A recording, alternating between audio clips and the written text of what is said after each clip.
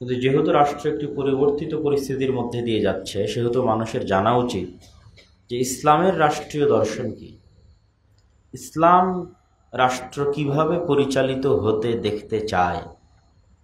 আমরা যে আয়াতটি পাঠ করেছি, আল্লাহ সুবহানাহু ওয়া তাআলা আয়াতে বলেছেন, ইন্নাদ-দীনা ইনদাল্লাহিল ইসলাম। আল্লাহ সুবহানাহু ওয়া তাআলার নিকটে একমাত্র মনোনীত দিন বা জীবন বিধান বা শরিয়াহ হচ্ছে ইসলাম। চলমান বাংলাদেশের পরিবর্তিত পরিস্থিতির উপরে ইসলামী খেলাফা বিষয়ে আমরা একটি জুমার খুতবা, একটি টিভি অনুষ্ঠানেও সে বিষয়ের সাথে সম্পৃক্ত কিছু আলোচনা হয়, কিন্তু আসলে পরিপূর্ণভাবে সকল দিক বিবেচনা করে আজকে এই জুমার খুতবায় ওই আলোচনাগুলোর সারমর্ম এবং তার সাথে আরও সংযুক্ত কিছু বিষয় তুলে ধরার চেষ্টা করব ইনশাআল্লাহুল আজিজ। ইসলামের রাষ্ট্র দর্শন, রাষ্ট্রে যখন ব্যাপক পরিবর্তন হয় তখনই আসলে রাষ্ট্র দর্শন আলোচনা করার সুযোগ আসে। আর যখন রাষ্ট্র একটি স্থিতিশীল অবস্থার মধ্যে থাকে তখন আসলে সেখানে এটি আলোচনা করা উলুবনে মুক্ত ছড়ানোর মতো। কিন্তু যেহেতু রাষ্ট্র একটি পরিবর্তিত পরিস্থিতির মধ্যে দিয়ে যাচ্ছে, সেহেতু মানুষের জানা উচিত যে ইসলামের রাষ্ট্রীয় দর্শন কি, ইসলাম রাষ্ট্র কিভাবে পরিচালিত হতে দেখতে চায়। আমরা যে আয়াতটি পাঠ করেছি, আল্লাহ সুবহানাহু ওয়া তাআলা আয়াতে বলেছেন, ইন্নাদ-দীনা ইনদাল্লাহিল ইসলাম। আল্লাহ সুবহানাহু ওয়া তাআলার নিকটে একমাত্র মনোনীত দিন বা জীবন বিধান বা শরিয়াহ হচ্ছে ইসলাম। দিন বলি, শরিয়াত বলি, এটি মূলত কমপ্লিট কোড অফ লাইফকে বোঝায়। মানুষের জীবনের পরিপূর্ণ রূপের যে নির্দেশনা, সেই নির্দেশনা ইসলামে আছে। ব্যক্তিগত, পারিবারিক, সামাজিক, রাষ্ট্রীয়, অর্থনৈতিক সকল দিকের সমাধান ইসলামে আছে। আল্লাহ সুবহানাহু ওয়া তাআলা আরও বলেছেন, ওয়ামান ইয়াবতাগি গায়রাল ইসলামি দীনা। যারা ইসলাম ব্যতীত আর অন্য কোনো কিছুতে সমাধান খুঁজবে, তার ব্যক্তি জীবনের, পারিবারিক জীবনের, সামাজিক জীবনের, রাষ্ট্রীয় জীবনের, তাদের পক্ষ থেকে এটি গ্রহণ করা হবে না এবং তারা পরকালে ক্ষতিগ্রস্তদের অন্তর্ভুক্ত হবে।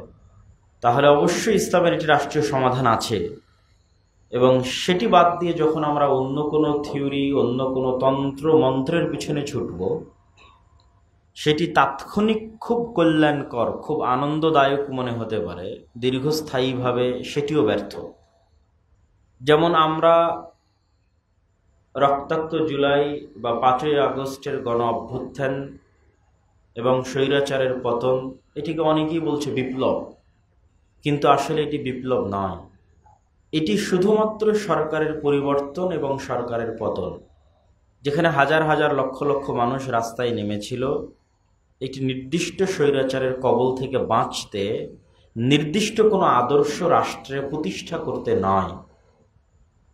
বিপ্লব তখনই হয় যখন সবাই এক নির্দিষ্ট আদর্শে বিশ্বাসী এবং সেই নির্দিষ্ট আদর্শকে তারা প্রতিষ্ঠা করছে এবং সেটির লক্ষ্যে তারা ব্যাপকভাবে সফল, তখন সেটিকে বিপ্লব বলা যায়। কিন্তু এখানে বামপন্থী আছে, ডানপন্থী আছে, ইসলামপন্থী আছে, খেলাফতপন্থী আছে, হিন্দু আছে, সকল ধর্মবর্ণের মানুষ নির্দিষ্ট কোনো আদর্শ বাস্তবায়নে নয়, নির্দিষ্ট এক স্বৈরাচারের কবল থেকে বাঁচতে। এই জন্য এটি শুধুমাত্র সরকারের পতন, সরকারের পরিবর্তন, বিপ্লব নয়। এই জন্য সংবিধানও এটাই। সংবিধান মেনে রাষ্ট্রপতি বহাল রেখে এখানে শপথ পড়ানো হয়েছে, শপথ বাক্য পাঠ করানো হয়েছে। এবং গণতান্ত্রিক সিস্টেমের বাইরে যাওয়ার কল্পনা এই আধুনিক বিশ্বে, পশ্চিমাদের নিয়ন্ত্রিত বিশ্বে মানুষ কল্পনাও করতে পারে না। আর পশ্চিমাদের জন্য তাদের জন্য তাদের গণতন্ত্র কেন ঠিক সেটিও তুলে ধরব, কিন্তু আমাদের জন্য তারা গণতন্ত্র কেন চায় সেটি আমাদের জানা দরকার।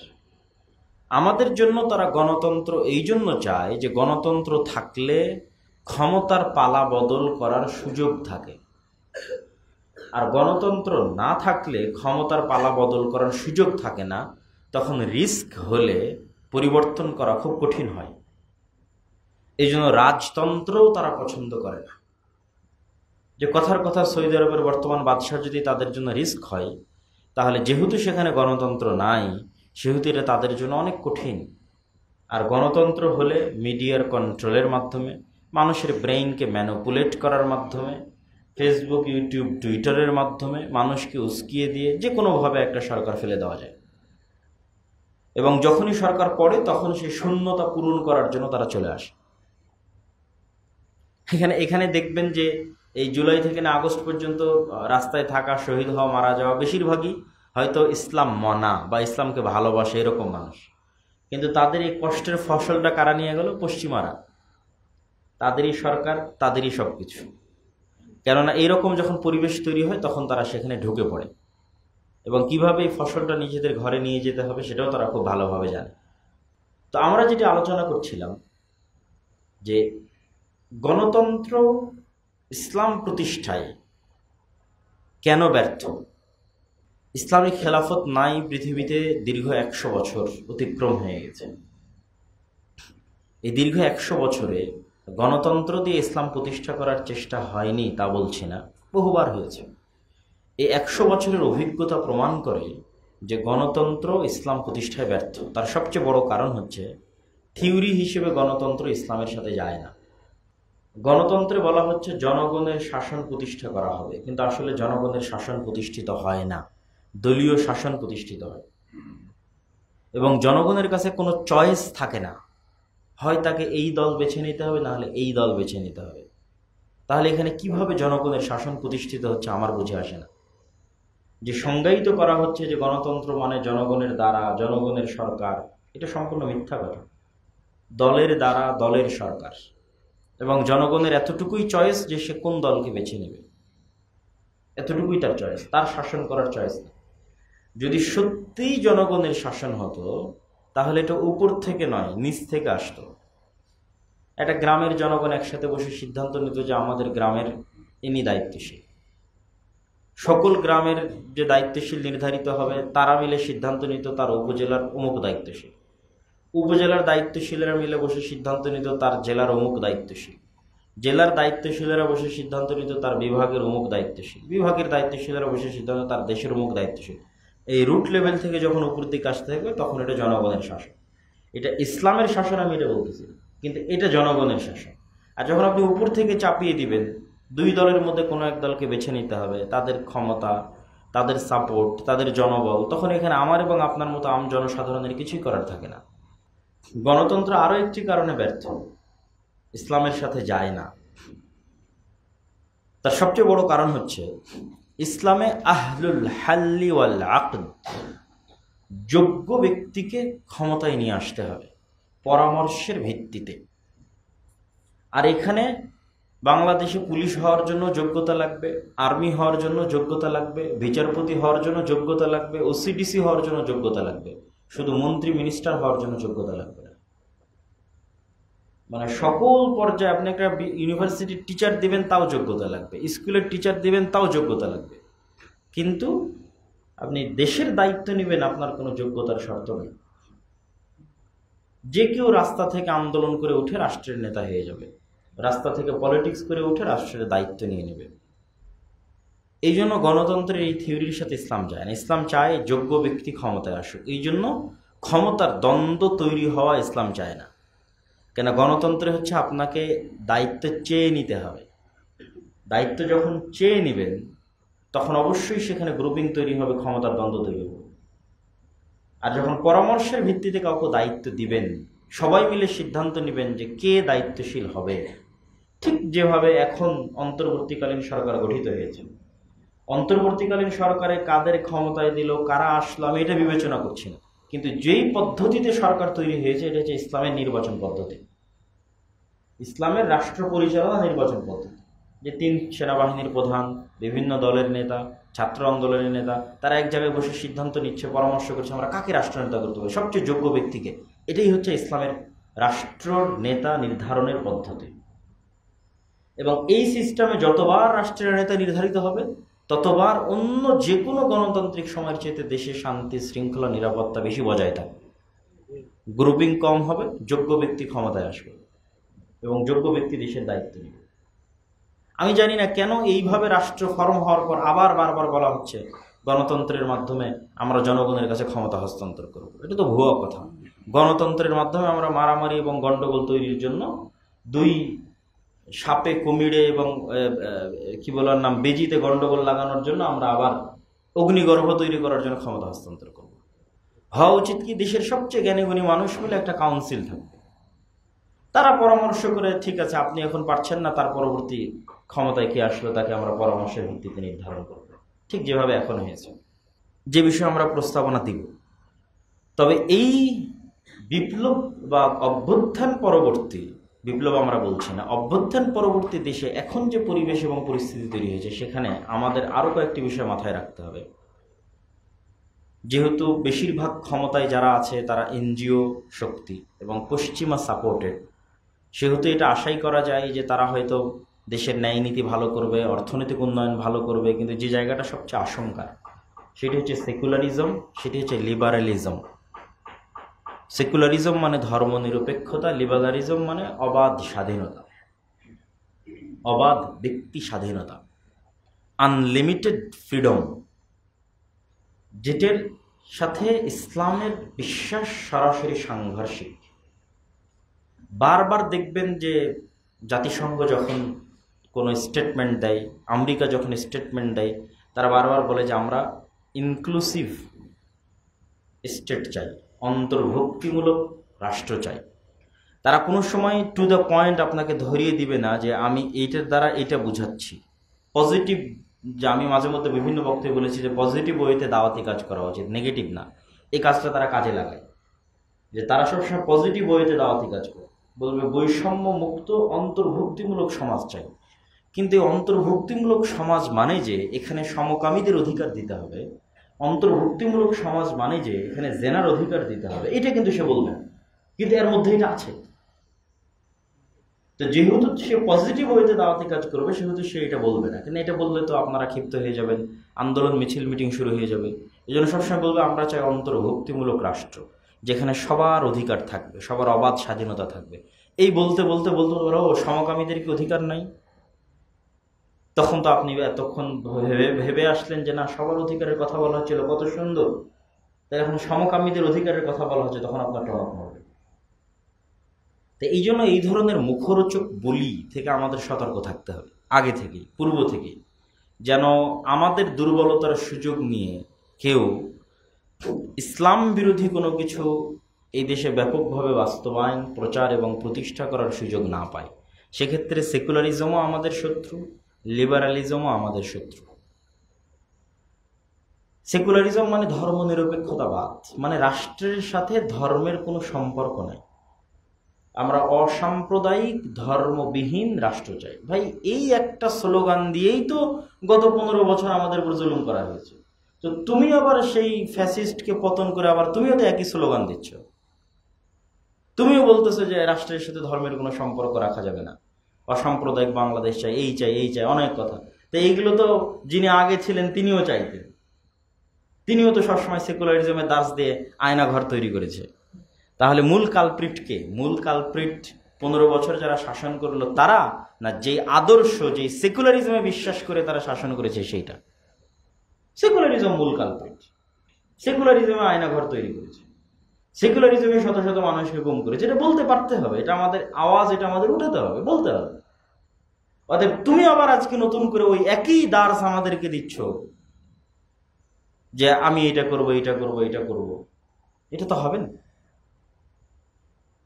অবশ্যই রাষ্ট্রের সাথে ইসলামের সম্পর্ক রয়েছে, যেটা আমরা যেই বাক্য দিয়ে আলোচনা শুরু করেছি যে ইন্না দীনা ইনদাল্লাহিল ইসলাম ওয়া মান ইয়াবতাগি গায়রাল ইসলামি দীনা, যে আল্লাহ সুবহানাহু ওয়া তাআলার নিকটে কমপ্লিট কোড অফ লাইফ হচ্ছে ইসলাম। রাষ্ট্রের সকল সমস্যার সমাধান ইসলামে আছে।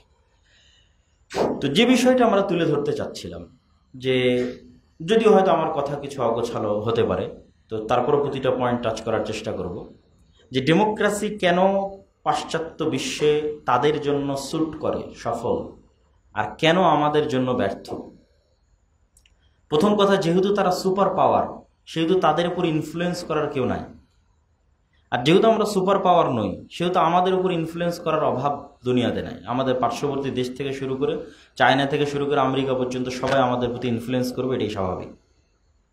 তো এই জন্য আমাদের এখানে স্থিতিশীল শাসন লাগবে। আর যেহেতু তারাই সুপার পাওয়ার, তাদের উপর কেউ ইনফ্লুয়েন্স করবে না। এটা 1 নম্বর কারণ গণতন্ত্র সেখানে স্যুট করার। 2 নম্বর কারণ, সেখানকার প্রতিষ্ঠানগুলো শক্তিশালী। আমাদের প্রতিষ্ঠান ধ্বংস। এই সমস্ত দেশে, ভারত, পাকিস্তান, বাংলাদেশে প্রতিষ্ঠান চলে না। এই গণতান্ত্রিক পালা পট পরিবর্তনের কারণে এই প্রতিষ্ঠানগুলো চলে না, এই ভারত, পাকিস্তান, বাংলাদেশের মতো দেশে। আর এই গত 15 বছরের পর তো প্রতিষ্ঠান সম্পূর্ণ নাই হয়ে গেছে। যেমন পুলিশ বাহিনীর কথা যদি বলেন, নাই, এই প্রতিষ্ঠানটাই এখন নাই, অস্তিত্বহীন। অথচ এই পুলিশ বাহিনী ইংল্যান্ডে সবচেয়ে শক্তিশালী, আমেরিকাতে সবচেয়ে শক্তিশালী। ক্ষমতায় ডোনাল্ড ট্রাম্প কি ক্ষমতায় বাইডেন, পুলিশ বাহিনীর কাছে এটা দেখার বিষয় না। সে তার মতো তার কার্যক্রম সে চালিয়ে যাবে। বিচার বিভাগ স্বাধীন, ওই প্রতিষ্ঠান মজবুত, কে ক্ষমতা এটা দেখার বিষয় না, তার মতো সে কাজ করে, ফাংশন করে। কিন্তু আমাদের মতো দেশগুলোতে এই সমস্ত বড় বড় প্রতিষ্ঠানগুলো ধ্বংস হয়ে গেছে। এই সমস্ত ধ্বংসশীল প্রতিষ্ঠানের উপর দাঁড়িয়ে গণতন্ত্র চলে না, বরং দেশে অস্থিতিশীলতা বিরাজ করবে এবং রাজনৈতিক অস্থিতিশীলতার কারণে অর্থনৈতিক অস্থিতিশীলতা তৈরি হবে। এখানে আরো একটি বিষয় আমাদের মাথায় রাখতে হবে, সেটি হচ্ছে আমরা তাহলে কি করতে পারি, বা ইসলামী খেলাফা তাহলে কিভাবে প্রতিষ্ঠিত হতে পারে। তার আগে আরেকটু কথা বলে নেই যে ইসলামী খেলাফা বলতে আমরা কি বুঝাই, ইসলামী রাষ্ট্র দর্শন বলতে কি। ইসলামী রাষ্ট্র দর্শনের ছোট্ট কয়েকটা মূলনীতি আছে, যা আমি এর আগের বক্তব্যগুলোতে বিস্তারিত স্পষ্ট করেছি দলিল সহ। সংক্ষিপ্ত যদি বলি, তাহলে ইসলামের রাষ্ট্রীয় দর্শন হচ্ছে ক্ষমতার চিরন্তন চিরস্থায়ী মালিকানা একমাত্র আল্লাহর। বাকি সবাই যারা আসবে এরা ক্ষণস্থায়ী ক্ষমতার মালিক, কেউ চিরস্থায়ী নয়। 2 নম্বর হচ্ছে আল্লাহর নিকটে সকল মানুষ সমান, এখানে কালো সাদা, তারপরে হচ্ছে আপনার ধর্ম বর্ণ, কোনো কিছুর ভেদাভেদ, মানুষের ব্যক্তিগত মানবাধিকার, তার সামাজিক অধিকার প্রদানের জন্য আল্লাহর নিকটে নাই। সবাই আল্লাহ সুবহানাহু ওয়া তাআলার নিকটে সমান, মানে এটি ইসলামী রাষ্ট্রের কাছে, মুসলিম রাষ্ট্রের কাছে তার সকল নাগরিক সমান তার ন্যূনতম অধিকার পাওয়ার জন্য। এবং কোনো প্রকারের বর্ণ বৈষম্য এবং কোনো প্রকারের রং, গোত্র, দল, এই বৈষম্য জায়গা ইসলামে নাই, ইসলামী রাষ্ট্রে নাই। 3 নম্বর হচ্ছে ইসলামী রাষ্ট্রের সবচেয়ে বড় মূলনীতি হচ্ছে এখানকার ভিত্তি হতে হবে ন্যায়পরায়ণতা। ইসলামী রাষ্ট্রের মূল ভিত্তি ন্যায়পরায়ণতা। আমরা অনেকেই মনে করি যে এই মোহাম্মদপুরের সব মানুষ 5 ওয়াক্ত সালাত আদায় করলেই মনে হয় ইসলামী রাষ্ট্র হয়ে গেল, মোহাম্মদপুরের সব মেয়েরা বোরখা পরলেই হয়তো ইসলামী রাষ্ট্র হয়ে গেল। জি না, এই মোহাম্মদপুরের সব মানুষ যদি 5 ওয়াক্ত সালাত আদায় করে আর সব মেয়ে যদি বোরখা পরে, কিন্তু এখানে যদি ন্যায়পরায়ণতা না থাকে, অন্যায় হয়, মানুষের অধিকারের সাথে ছিনিমিনি খেলা হয়, মানুষের প্রতি জুলম করা হয়, মানুষের ধন সম্পদ অন্যায়ভাবে ভক্ষণ করা হয়, যে জায়গার যোগ্য তাকে সেই জায়গায় দায়িত্ব দেওয়া না হয়, টাকার বিনিময়ে, আত্মীয় স্বজনের বিনিময়ে যদি মানুষ চাকরি পেয়ে যায়, যোগ্যতার বিনিময়ে নয়, তাহলে কোশ্চিনকালে এটা ইসলামী রাষ্ট্র নয়। আল্লাহ সুবহানাহু ওয়া তাআলা এই পুরো পৃথিবী পরিচালনা করছেন একটাই মাত্র মূলনীতি দিয়ে, যে তিনি ন্যায়পরায়ণ, আর ন্যায়পরায়ণতা তিনি বাস্তবায়ন করবেন।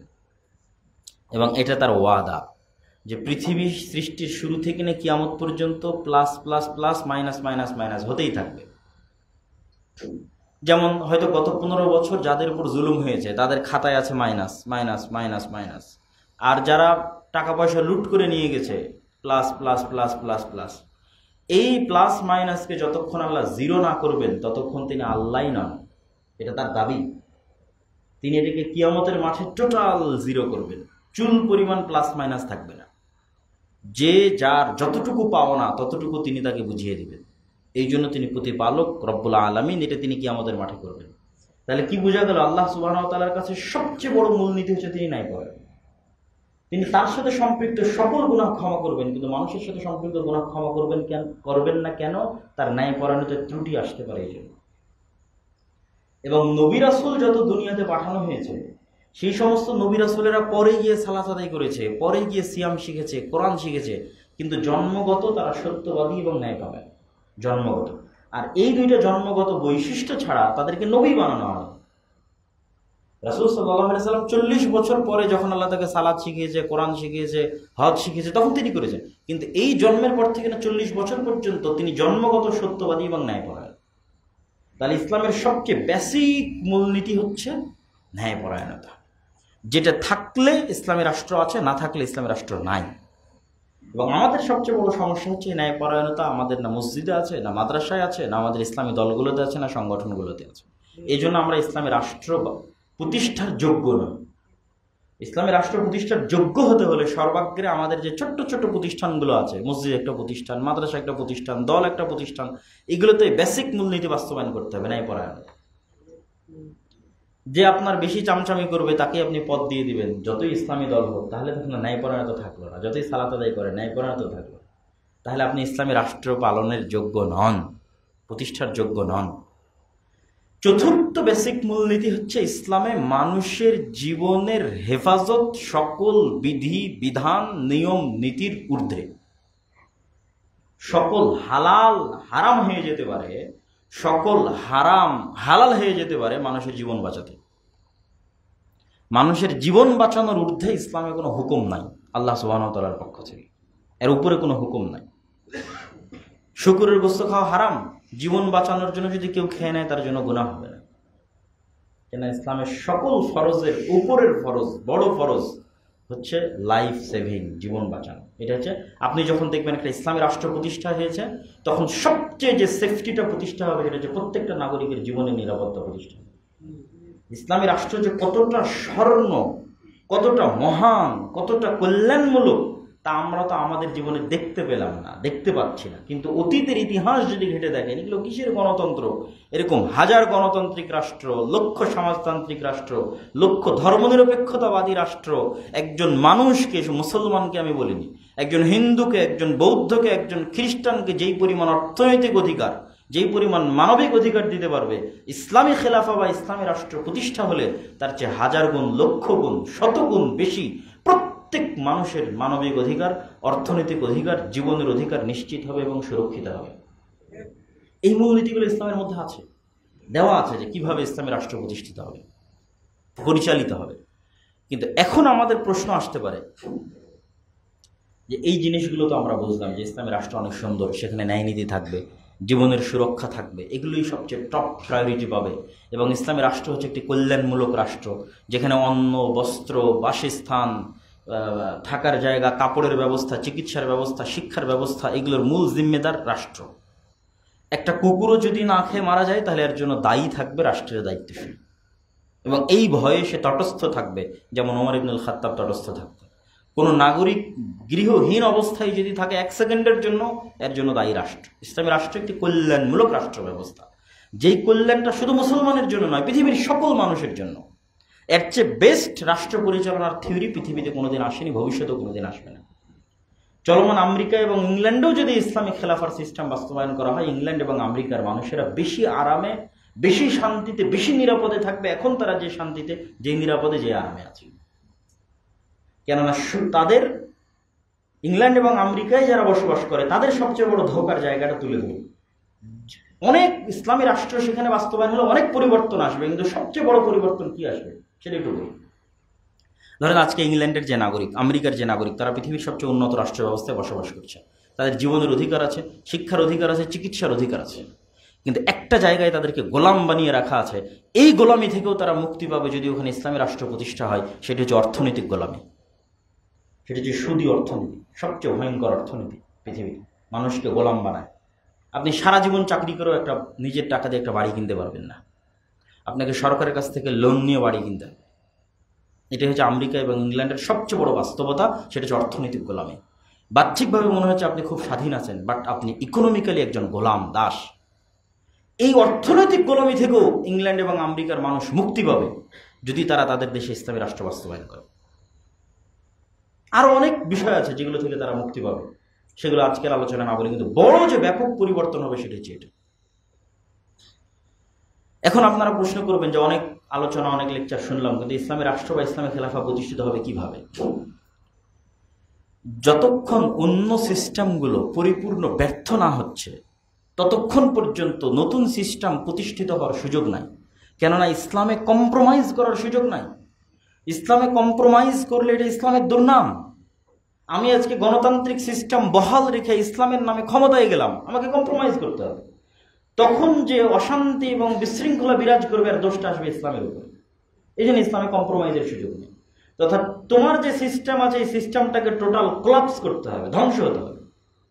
যেমন আমাদের দেশে গণতান্ত্রিক সিস্টেম আছে, এটা পরিপূর্ণরূপে যেদিন ধ্বংস হয়ে যাবে ওই পরিপূর্ণ ধ্বংসের উপর ইসলামী খেলাফা প্রতিষ্ঠিত হবে। আপনি গণতান্ত্রিক সিস্টেম জিয়ে রেখে পরিপূর্ণ ইসলামী খেলাফা বাস্তবায়ন করতে পারবেন না। আংশিক সংযোজন, বিয়োজন, কম্প্রোমাইজের মাধ্যমে আপনাকে ক্ষমতায় আসতে হবে, যেটা ইসলামের জন্য দুর্নাম। তাহলে আপনি কি বলবেন যে না আমরা তাহলে এখন জোরপূর্বক সেই সিস্টেমকে ধ্বংস করে দিই? সেটিও ইসলাম চায় না। আল্লাহ সুবহানাহু ওয়া তাআলার তাকদীরের লিখনে এবং পরিবেশ পরিস্থিতির কারণে যদি ধ্বংস হয়ে যায় সেটি আল্লাহ সুবহানাহু ওয়া তাআলার ইচ্ছা, সেটি আমাদের জন্য অপরচুনিটি, সুযোগ। কিন্তু আমরা জোর করে ধ্বংস করতে গেলে ওই যে জীবনের হেফাজত, মানুষের জীবনের হেফাজত ইসলামে 1 নাম্বার টপ প্রায়োরিটি। আপনি আজকে একটা পুলিশকে মারতে যাবেন, কাল একটা আর্মিকে মারতে যাবেন, সবাই মুসলিম, তারা পাল্টা আপনাকে মারতে আসবে, আপনিও মুসলিম। তাহলে আপনাকে পরিবেশ তৈরি করতে হবে, আপনার প্রস্তুতি থাকতে হবে, ন্যায়পরায়ণতা, ন্যায়নিষ্ঠা, ইনসাফ নিজেদের মধ্যে বাস্তবায়নের মাধ্যমে, এটা হচ্ছে 1 নাম্বার প্রস্তুতি। নিজেদের মধ্যে বাস্তবায়নের মাধ্যমে ইসলামী রাষ্ট্র কোনোদিন প্রতিষ্ঠা হওয়ার সুযোগ আসলে যেন আপনারা বাস্তবায়ন করতে পারেন। সুযোগ আসবে কখন? যখন সিস্টেম কোলাপস হবে। সিস্টেমকে কোলাপস হতে দিবে না কে? যতদিন আমাদের পাশ্চাত্য গডফাদাররা আছে ওরা সিস্টেম কোলাপস হতে দিবে না। গণতন্ত্র পরিপূর্ণ ধ্বংস হোক এটা তারা চায় না, কেন তারা জানে গণতন্ত্র পরিপূর্ণ ধ্বংস হয়ে গেলে এখানে আর একমাত্র থিওরি যেটা এই দেশ পরিচালনা করবে সেটা খেলাফত। যেমনটা আফগানিস্তানে সংগঠিত হয়েছে, আফগানিস্তানের সিস্টেম ধ্বংস হয়ে গেছে, যেহেতু এখানে টানা 40 বছর থেকে যুদ্ধ চলতেছে। রাশিয়ার সাথে যুদ্ধ হয়েছে, আমেরিকার সাথে যুদ্ধ হয়েছে, মানে সেখানে কোনো সিস্টেম এক্সিস্ট করে না, ব্যর্থ। তো যখন সিস্টেম ব্যর্থ সেখানে আমার একটা প্যারালাল, আমার একটা নীতি আছে, প্যারালাল একটা ক্ষমতা আছে, অটোমেটিক ওই ব্যর্থ সিস্টেমে আমি সরকার, এবং সেটা কোনো কম্প্রোমাইজ ছাড়া পূর্ণাঙ্গ উত্থান, ইসলামী ক্ষমতার এবং রাষ্ট্রের পূর্ণাঙ্গ উত্থান। এই যে অতীতের যে সরকার ছিল, এই সরকার যে পরিবেশ নিয়ে গেছিল এই দেশকে, এই পরিবেশ আর কিছুদিন চললে এখানে সিস্টেম কোলাপস হয়ে যেত, এখানে বাইরের প্রতিবেশী দেশ সংযুক্ত হয়ে যেত। তখন তখন হয়তো এখানে 5-10 বছরের একটা গৃহযুদ্ধ হতো, কিন্তু ওই গৃহযুদ্ধের পরে এখানে ইসলামী খেলাফার উত্থান ঘটতে পারত। কেননা পরিপূর্ণ কোলাপসের উপর ভিত্তি করে পরিপূর্ণ ইসলামের উত্থান সম্ভব, আংশিক কোলাপসের উপর ভিত্তি করে আংশিক ইসলাম দিয়ে ইসলামের দুর্নাম হবে। কিন্তু এটা আমেরিকাই কখনো চায় না যেভাবে ধ্বংস হয়ে যাবে। তখন তারা সেখানে ইন্টার করে, ঢোকে আবার ওই আগের সিস্টেমটাকে বহাল রাখে, যেমন এখন আগের সিস্টেম বহাল হয়ে গেছে। আপনি হয়তো মনে করছেন যে যার চেহারা দেখতাম, যার প্রতি খুব রাগ, তাকে তো বিতাড়িত করে দিয়েছে, কিন্তু সিস্টেমটা ওটাই, এবং সিস্টেম ওটাই থাকবে।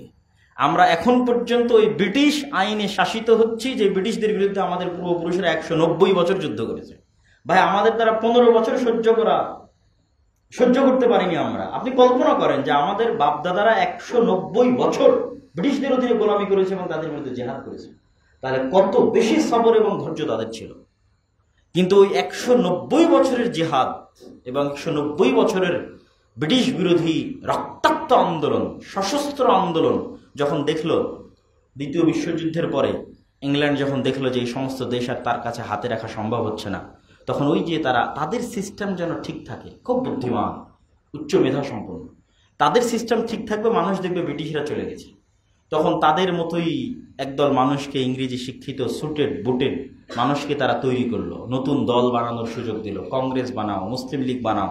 অথচ এতদিন যারা যুদ্ধ করে আসছিল সশস্ত্র, এরা পর্দার আড়াল হয়ে গেল, লাইমলাইট থেকে বিচ্ছিন্ন হয়ে গেল। তারা নতুন দল তৈরি করার সুযোগ দিল, নতুন দল আসলো, সেগুলোতে তাদের আদর্শে আদর্শিত একদল মানুষ তাদের সিস্টেমের উপর ক্ষমতা দখল করলো। মানে ইন্ডিয়ান আর্মির প্রধান ব্রিটিশ, পাকিস্তান আর্মির প্রধান ব্রিটিশ, ঢাকা কলকাতা আলিয়া মাদ্রাসার প্রধান ব্রিটিশ, সেইটার পরে ওইটার উপরে পাকিস্তান আর্মি প্রতিষ্ঠিত হয়েছে, ইন্ডিয়ান আর্মি প্রতিষ্ঠিত হয়েছে।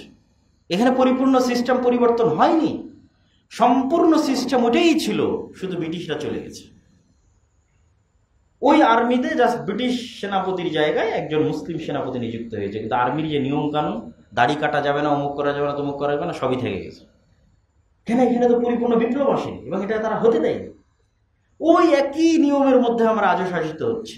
1947 থেকে যদি আজ 70-80 বছর হয়, আর 1971 থেকে যদি 50 বছর হয়, এবং এখন এই 15 বছরের ফ্যাসিবাদের পতনের পর আবার যে নতুন বাংলাদেশ, ওই একই সিস্টেম, একই নিয়ম। আপনি যে কোনো আইনের শুরুতে যান, সামাজিক আইন বলেন, যে কোনো আইন বলেন, পুলিশ আইন বলেন, শুরু হবে ব্রিটিশ 1870, 1860। যারা সমাজবিজ্ঞান পড়েছে, ইতিহাস পড়েছে, তারা খুঁজলেই দেখতে পাবে, দেশের সংবিধান পড়েছে, খুঁজলেই দেখতে পাবে। তাহলে আমার বিচার বিভাগের সিস্টেম কি? ব্রিটিশ। আমার শিক্ষানীতির সিস্টেম কি? ব্রিটিশ। আমার সেনাবাহিনীর সিস্টেম কি? ব্রিটিশ। এটা ব্রিটিশ সেনাবাহিনীর একটা খণ্ডিত অংশ। ইন্ডিয়ান আর্মি, পাকিস্তান আর্মি আর বাংলাদেশ আর্মি সবগুলোই ব্রিটিশ সেনাবাহিনীর পরবর্তী রেখে যাওয়া খণ্ডিত অংশ। তাহলে এই তিনটা দেশই এখন পর্যন্ত পরিচালিত হচ্ছে ব্রিটিশ রুলস অনুযায়ী। সেখানে যখন আমরা ইসলামের কথা বলি, তখন বলা হয় না, এই দেশে তো হিন্দু আছে, বৌদ্ধ আছে, পাহাড়ি আছে, এখানে কেন ইসলাম? ইসলামে যেই পরিমাণ তারা নিরাপদ থাকবে সেটা অন্য জায়গায় থাকবে না। কিন্তু আমার প্রশ্ন হচ্ছে, সেটা বাদ দিলাম, আমার প্রশ্ন হচ্ছে, আমরা কি ব্রিটিশ? আমরা যদি ব্রিটিশ না হয়, তাহলে ব্রিটিশ ল দিয়ে কেন তুমি আমাদের শাসন করবে? তুমি এই পুরো সিস্টেম পরিবর্তন করো। সম্মানিত উপস্থিতি, তো এটা হচ্ছে ইসলামিক খেলাফা প্রতিষ্ঠিত হওয়ার একমাত্র যে উপায় হতে পারে, সেটা আল্লাহ তৈরি করবে। আমাদের নিজে হাতে আমরা সেটির জন্য রক্তপাত সংঘটিত করতে পারি না, কেন ইসলামে মানুষের জীবন বাঁচানো, মুসলমানের জীবন বাঁচানো সর্বাগ্রে। কিন্তু তার জন্য আমাদের মধ্যে পূর্ব প্রস্তুতি থাকতে হবে। আল্লাহ সুবহানাহু ওয়া তাআলা চাইলে সেই পরিবেশ আল্লাহ সুবহানাহু ওয়া তাআলা তৈরি করেও দিতে পারে, এটা আল্লাহ সুবহানাহু ওয়া তাআলার ইচ্ছা। কিন্তু কম্প্রোমাইজ করে ক্ষমতায় যাওয়ার সুযোগ এবং ইসলামকে বিকৃত করার সুযোগ নাই। আচ্ছা, এই পরিবর্তিত পরিস্থিতিতে আরেকটি বিষয় টাচ করি। তাহলে আমাদের হাতে এখন সুযোগ কি সংস্কার করার? যেহেতু পূর্ণ বিপ্লব সাধিত হয়নি, এটা জাস্ট সরকারের পরিবর্তন। এই পরিবর্তিত পরিস্থিতি আমরা কথা বলার স্বাধীনতা পাচ্ছি, লেখার স্বাধীনতা পাচ্ছি। এই সুযোগে যেই সিস্টেম আছে, এই সিস্টেম যেহেতু পরিপূর্ণ কোলাপস হতে দেওয়া হয়নি, এবং যেহেতু পাশ্চাত্য পশ্চিমারা চাইবে না যে এটা পরিপূর্ণ ব্যর্থ হোক, সেহেতু আমাদের সাধ্য অনুযায়ী চেষ্টা করতে হবে অন্তত এই সিস্টেমটা একটু উন্নত হোক, সংস্কার হোক। এই উন্নত বা সংস্কারের দুইটা নাম আমি দিয়েছি, শরীয়ত বান্ধব এবং জনবান্ধব। পরিপূর্ণ শরীয়ত প্রতিষ্ঠা হবে না, কিন্তু শরীয়ত বান্ধব আর জনবান্ধব। জনবান্ধব হওয়ার জন্য আমেরিকা এবং ইংল্যান্ডের যে সিস্টেম আছে, সেটা যতটুকু ফলো করা যায় অনেকটাই যথেষ্ট। যেহেতু সুদবিহীন পরিপূর্ণ অর্থনীতি তারা প্রতিষ্ঠা হতে দিবে না, কিন্তু অন্তত ন্যূনতম মানবাধিকার এবং অর্থনৈতিক উন্নতির জন্য তাদের সিস্টেমটাই সর্বোচ্চ। তাহলে আমাদের লাগবে শরীয়ত বান্ধব। শরীয়ত বান্ধবের জন্য আমরা কি করতে পারি? শরীয়ত বান্ধবের জন্য সরাসরি ইসলামের সাথে সাংঘর্ষিক এমন কোনো বিষয় যেন এখানে স্থান না পায়। আপনি পরিপূর্ণ ইসলামী শাসন বাস্তবায়ন করতে পারছেন না, সেটি আপনার সীমাবদ্ধতা এবং ব্যর্থতা।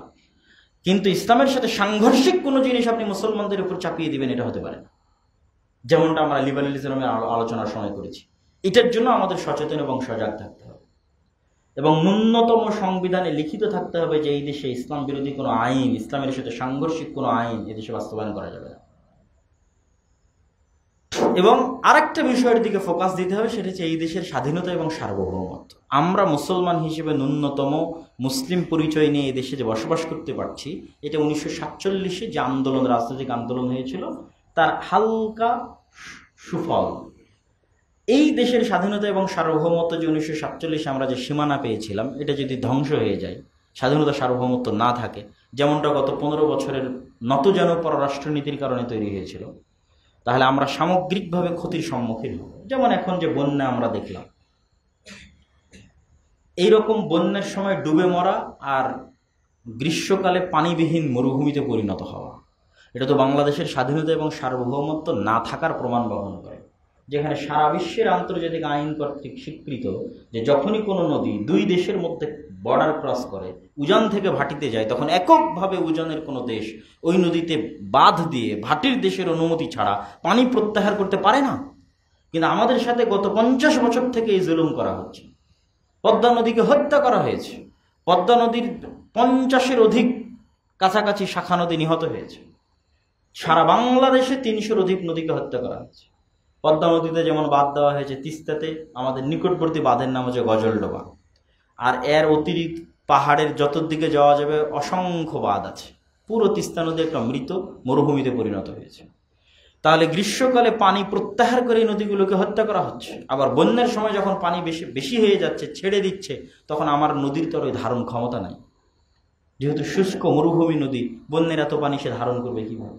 তখন কুমিল্লা ফেনীতে যে বন্যা হয়েছে এরকম বন্যা হচ্ছে, সিলেটে যে বন্যা হয়েছে এরকম বন্যা হচ্ছে। বন্যার ক্ষতির পরিমাণ আপনি কল্পনা করতে পারবেন না। এই বন্যার ক্ষতির পরিমাণ কল্পনা করতে পারবেন না। মাজা ভেঙে দেওয়া যেটাকে বলা হয়, ফেনী, কুমিল্লা, নোয়াখালীর মানুষের মাজা ভেঙে দেওয়া হয়েছে অর্থনৈতিকভাবে। এবং আন্তর্জাতিক আইন লঙ্ঘন করা হয়েছে যে আপনি বাঁধ খুলে দিবেন, তার পূর্বে ভাটির দেশকে জানাবেন না, এটা আন্তর্জাতিক আইনের লঙ্ঘন।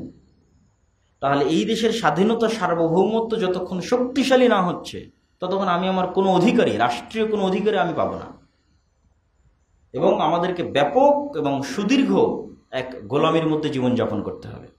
এই জন্য আমরা আরেকটি বিষয় এই সংস্কারের সাথে যুক্ত করতে পারি, সেটি হচ্ছে বাংলাদেশের স্বাধীনতা এবং সার্বভৌমত্ব। 1996 সালের পানি বন্টন চুক্তি অনুযায়ী 52টা ভারত এবং বাংলাদেশের মধ্যে যে নদী আছে তার পানির ন্যায্য হিস্সা অনুযায়ী বন্টন হতে হবে।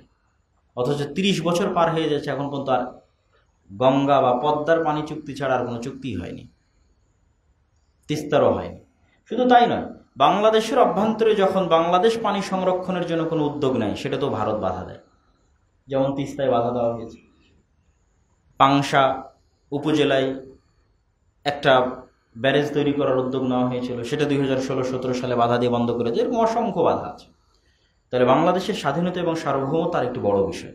নাহলে এই দেশে আপনার যে বাজার আছে, গার্মেন্টসের বাজার আছে, এই দেশে আপনার যে অর্থনৈতিক উন্নতির বাজার আছে, এগুলো সব ধ্বংস করে দেওয়া হবে। ব্যবসা প্রতিষ্ঠান, শিল্প প্রতিষ্ঠান ধ্বংস করে দিয়ে পাশে কি বাজারের অভাব আছে? অভাব নাই। ভারত এক বৃহৎ দেশ, চায়না আছে।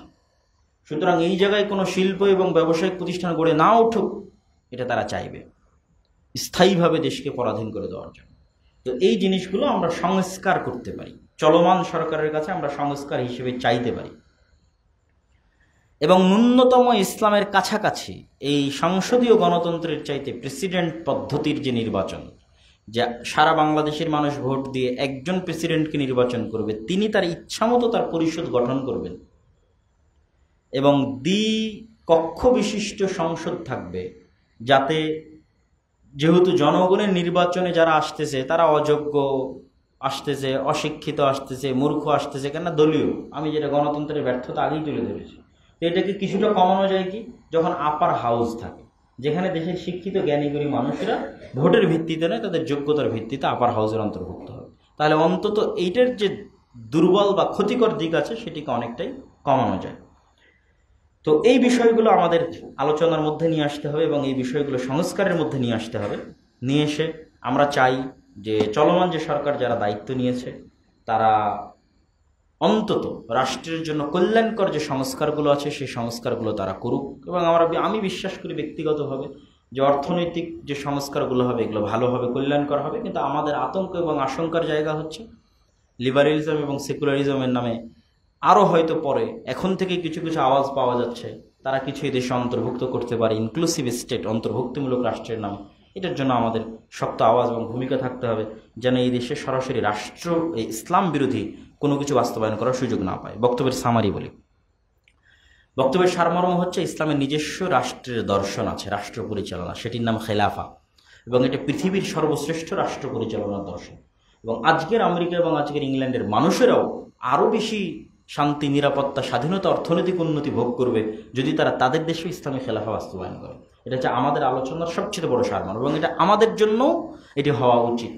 কিন্তু এটা আমাদের মোড়লেরা হতে দিবে না এবং তারা সিস্টেম জিইয়ে রাখবে, সিস্টেম ধ্বংস হতে দিবে না।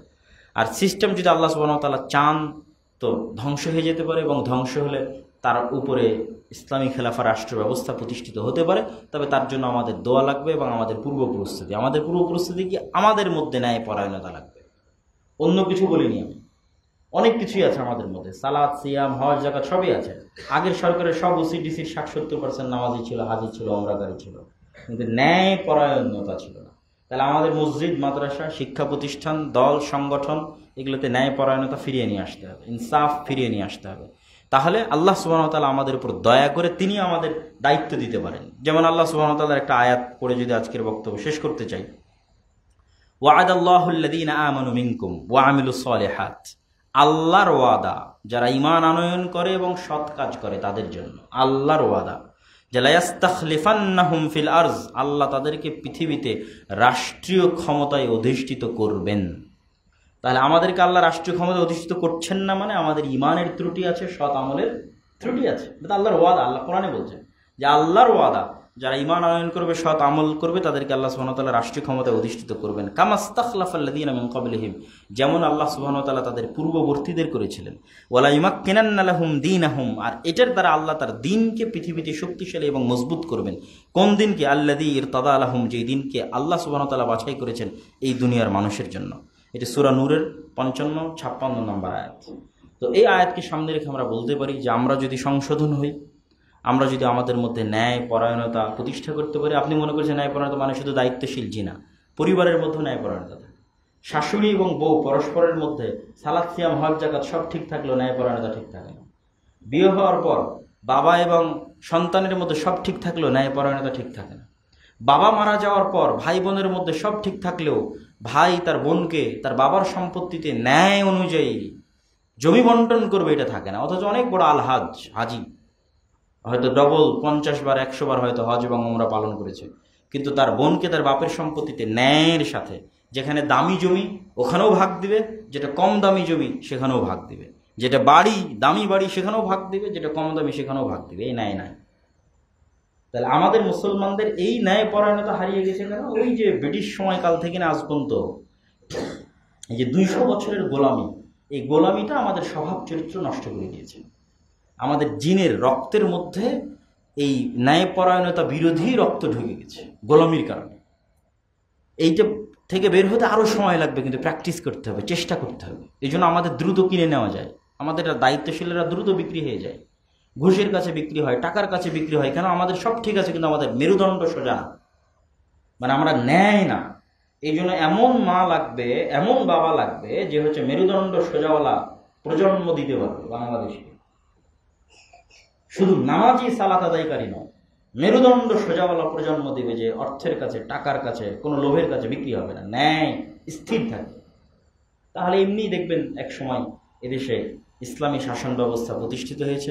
আল্লাহ সুবহানাহু ওয়া তাআলা করে দিবেন। আল্লাহ আমাদের আজকের এই বক্তব্য বুঝার এবং আমল করার তৌফিক দান করুক। আল্লাহুম্মা আমিন।